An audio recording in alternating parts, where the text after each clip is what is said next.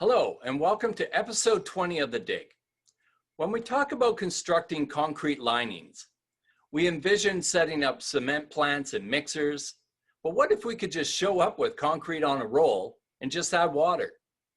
Sounds too good to be true, but at Titan Environmental, experts in geosynthetics have just a solution called concrete canvas. So let's dig in now with Ron Drewry from Titan Environmental. Hi, Ron. Welcome to The Dig. Hi, Ryan. Thanks for having me on. Much appreciated. Yeah, great. So tell us a little bit, what is this concrete on a roll? Concrete on a roll, or concrete canvas is what we call it, is a flexible concrete impregnated fabric that hardens when hydrate to form a kind of a durable waterproof layer that's essentially concrete on a roll. Just exactly that. It's made up of four components. First off, there's the fibrous hydrophilic fibers on the top that help wick the water into the product. There's a 3D fiber matrix reinforcing in the center, which basically you can think of as rebar in situ concrete. Then there's obviously the dry concrete cement mix inside of it. And then on the back is a PVC layer, which gives it its impermeability and its waterproofing. It's generic name for those, if you might see it in a drawing or something from an engineering firm, we call it a geosynthetic cementatious composite mat, or a GCCM. That's its generic name. I think I'll stick with concrete on a roll. It's so that kind of also explains why you can actually put it on a roll, because I've seen it. I've seen some of your videos, and when I first heard the term concrete on a roll, I was trying to figure out how does that happen, but you've now described why it has all these other components to it that creates this. So I'm very curious though, how did this even come about? How did this innovation start? Yeah, it's a unique story. There was a couple fellows over in the UK back in about 2004 going to university. They signed up for a bit of a contest in regards to cement or concrete because they needed some tuition money and some beer money. And so in 2004, they came up with a bit of a concept for a concrete canvas shelter, something that had concrete canvas on the outside, a bladder on the inside. You aired it up, it inflated, you hydrated the outside and pinned it to the ground, and you had a shelter. It had a door on it and stuff like that. And it was a great concept for, let's say, refugee kind of stuff, or humanitarian needs. So in 2005, they incorporated the company with the goal to begin to commercialize this concept. And during that process, they realized that not just the shelter, but the concrete canvas material itself had some huge commercial value for all kinds of different applications. So in 2009, they began commercial production of the concrete canvas itself and selling it worldwide. In 2014, they won several awards about being the fastest growing business in the UK, in Wales, where it's manufactured. In 2018, recently, they just purchased an 86,000 square foot new factory so they can quadruple their output. And they're going great guns there. To date, they're in 80 countries and have reps all over the place. So they're doing extremely well. So it's a real good news story. Wow. So yeah, definitely. And I'm new to this whole concept and this product and solution. So it's interesting to have. It's had quite the story, and it's been growing. So in terms of applications, specifically in mining, how are we applying it in the mining industry right now? In the mining world, we have 4 or 5 core applications where we see it used all the time. Channel lining, obviously one of the main things for its ease of installation in remote areas and how quick you can put it in the ground, that kind of stuff.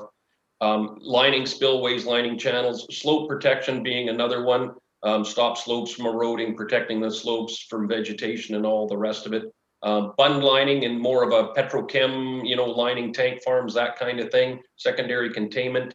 Concrete remediation, so putting it down in existing concrete channels, irrigation channels, stuff like that. In the underground world, vent walls is a big application. Concrete canvas comes in, just so people know, comes in 3 different formats. There's a bulk roll that you would hang off an excavator, and that would be probably our main way we do it. Then there's batch rolls, which they call them man-portable rolls. They weigh about 140 pounds. So for remote access or putting them in a pickup or taking them underground, you could do that. And then if the geometry works and the design works, they also have made recently wide rolls. So 2 meter wide or 3 meter wide rolls. So there's different variants you can use depending on what your application is. Well, and that's interesting. You mentioned that it was applied underground. I didn't know that. So what is it really replacing, like shotcrete or what? Yeah, exactly. It's a big replacement for shotcrete. It has a bunch of benefits over shotcrete. It can be installed a lot quicker, number one.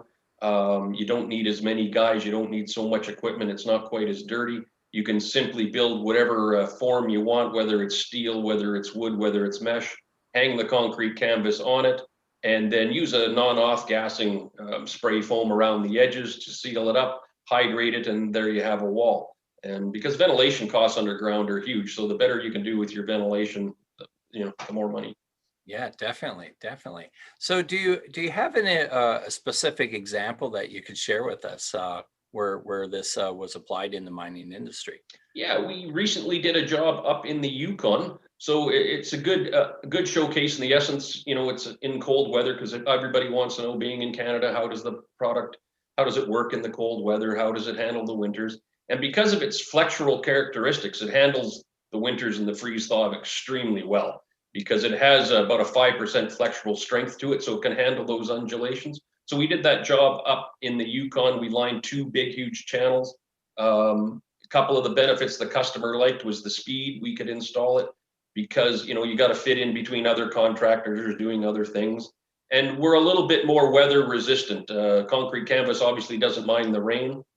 The fellas installing it might mind it, but the product doesn't care. So you don't have to shut down if it starts to rain. So we laid about 8,000 square meters of product in approximately 7 to 8 days, I believe. Wow. And so it just shows how fast you can put it in the ground, the limited trained crew that you need, the limited tools you need. It's just a very, very simple product. So the customer was really happy. The manufacturer was very good with helping us with some of the anchoring solutions because they have a pile of data behind them to assist in all the different applications around the world. So that product was really good. Excellent, excellent.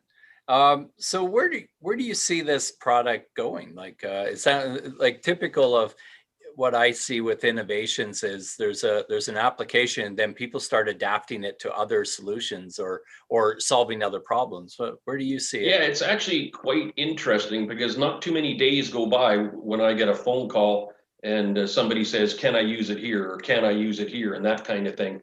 And lots of times, no, it's not feasible because it's not magic concrete canvas. It's simple concrete canvas.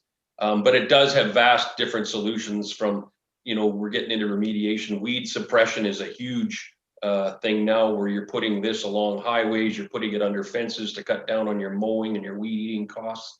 So that's a big thing that's coming at us. So it's endless, underground, up on the back, doing drainage channels along the side. So it's getting more common where people just have it in stock and they think, okay, well, I can use it here or I can use it there in different scenarios. So it's endless. There's all kinds of different applications that come at us daily, and we kind of take a look at them and see if that's going to work or not and go from there. Well, it's a very fascinating product, and I really appreciate you taking the time to share with us your story there. Oh, much appreciated. And if anybody needs more information, they can get a hold of me or they can go to Titan Environmental's website. We have loads of resources there, and we got a huge team to help everybody out to get you what you need, whether it's data or installation help, all that kind of stuff. Excellent. Okay. Well, take care, Ron. All right. Thanks again, Ryan. And thank you for joining us on the dig. But before we leave, we have our own Stephanie Alvarez to share some important information with us. Thanks, Ryan. I would like to invite all of our members to join our compendium 2021. It is our silver edition. And for more information, you can contact Linda Collins at collins@mstacanada.ca. Also, we are open for new members. For more information, please email us at membership@mstacanada.ca. Have a great rest of the week. Thank you, Stephanie. Until next time, I'm Ryan McEachern. Take care and stay safe.